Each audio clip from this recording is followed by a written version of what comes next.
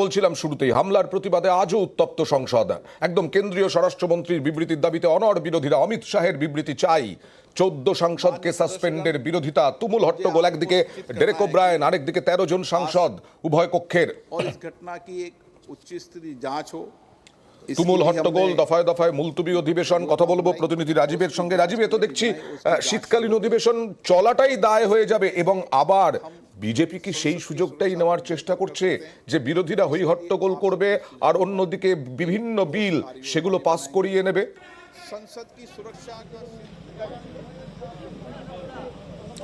দেখো, সেরকম একটা সম্ভাবনা রয়েছে। তার কারণ সংসদ অধিবেশন কিন্তু আর বেশি দিন বাকি নেই, অর্থাৎ লাস্ট দিন কিন্তু 22শে ডিসেম্বর। আর তার আগে যে কটা দিন বাকি রয়েছে তার মধ্যে দেখা যাচ্ছে সংসদে হামলার ঘটনার পর থেকে বিরোধী সাংসদরা তাদের নিরাপত্তার বিষয়টি তুলে ধরছেন। তাদের নিরাপত্তা, সংসদের নিরাপত্তা, এই বিষয়টাকে সামনে রেখে তারা আন্দোলন করছেন, এবং সেই আন্দোলন কিন্তু একেবারে সংসদীয় নিয়ম মেনে সংসদের ভেতরে উভয় কক্ষে তারা সরকারের বিবৃতি, কেন্দ্রীয় স্বরাষ্ট্রমন্ত্রকের বিবৃতি দাবি করছেন, প্রধানমন্ত্রীর বিবৃতি দাবি করছেন। কিন্তু দেখা যাচ্ছে সংসদের ভেতরে মন্ত্রীরা বিবৃতি না দিলেও প্রধানমন্ত্রী বাইরে বিবৃতি দিচ্ছেন। আর যার জেরে কিন্তু বিরোধীরা একটা বাড়তি অস্ত্র পেয়ে গিয়েছে, যা 2024-এর আগে বিরোধী শিবিরকে, বিশেষত এই যে INDIA জোট, যে জোটের আগামীকাল বৈঠক রয়েছে, সেই জোটের হাতেও কিন্তু একটা অস্ত্র এসে গিয়েছে। আর এই অস্ত্র নিয়ে তারা রাজনৈতিকভাবে একেবারে ঝাঁপিয়ে পড়েছে। আর উল্টো দিকে এই বিষয়টিকেও সুযোগ হিসেবে দেখছে বিজেপি।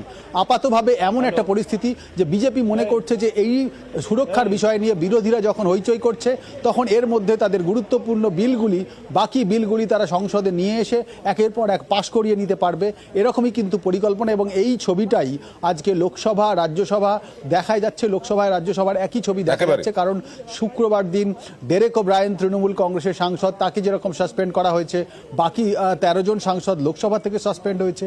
সেই সাসপেনশনের বিরুদ্ধে যেমন বিরোধী সাংসদরা সরব হয়েছেন, পাশাপাশি সংসদের নিরাপত্তা নিয়েও তারা সরব হয়েছেন।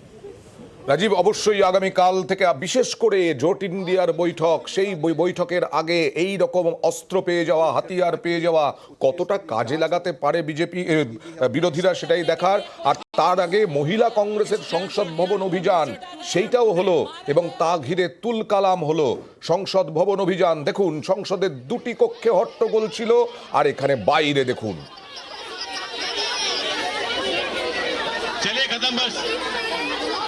चलिए कदम कदम कीजिए प्रोग्राम को।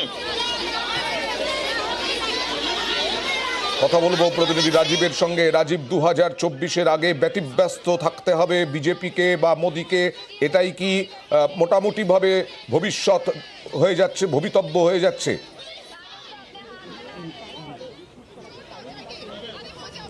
দেখো, 24-এর দামামা বাজেনি এখনও, কিন্তু কোথাও না কোথাও দামামা বেজে গিয়েছে। তার কারণ এই মুহূর্তে দিল্লিতে বেশ কয়েকটি রাজ্যের মুখ্যমন্ত্রীরা এবং বিরোধী শিবিরের তাবড় নেতারা এসে পৌঁছে গিয়েছেন। আগামীকাল হবে বৈঠক। আর তার আগে প্রধান বিরোধী দল হিসেবে যে দলকে দেখা হয়, কংগ্রেস, তারা কিন্তু 3টি রাজ্যে পরাস্ত হওয়ার পর, সেই পরাজয়ের পর তাদের কর্মীদের চাঙ্গা করার জন্য, বিশেষত মহিলা কর্মীদের চাঙ্গা করার জন্য আজকে একেবারে সংসদ ঘেরাও অভিযান কর্মসূচি তারা করেছে। এবং আজকে যন্তর মন্তর চত্বরে দলের যে ভারপ্রাপ্ত এখন মহিলা কংগ্রেসের প্রধান নেট্টা ডিসুজা, তার নেতৃত্বে বিপুল সংখ্যক মহিলা সমর্থক, মহিলা কংগ্রেসের যারা কর্মী, তারা সংসদ ভবন ঘেরাও অভিযানে অংশ নেয়। এবং তাদের মূল যে অভিযোগ, নিত্য দ্রব্যমূল্য বৃদ্ধি এবং মহিলাদের উপর সারা দেশে গত 10 বছর ধরে অত্যাচারের সংখ্যা বেড়েছে, এই বিষয়টিকে সামনে নিয়ে আসছেন তারা। অর্থাৎ 24 যত এগিয়ে আসছে, নতুন নতুন রাজনৈতিক অস্ত্র খোঁজার কাজও কিন্তু বিরোধীরা শুরু করে দিয়েছে। একদম নতুন নতুন অস্ত্র, মানে এখন তো অবশ্যই বিজেপির মধ্যেও আলোচনা হচ্ছে যে এই দ্রব্যমূল্য বৃদ্ধি, মানুষের কাছে মানুষের টাকা কম, সঞ্চয়ে হাত দেওয়া, এই সমস্ত বিষয়গুলো চিন্তা বাড়াচ্ছে বিজেপি নেতৃত্বকেও। আর সংসদে হামলা নিয়ে তো সংসদে হই হট্টগোল চলছেই। সেই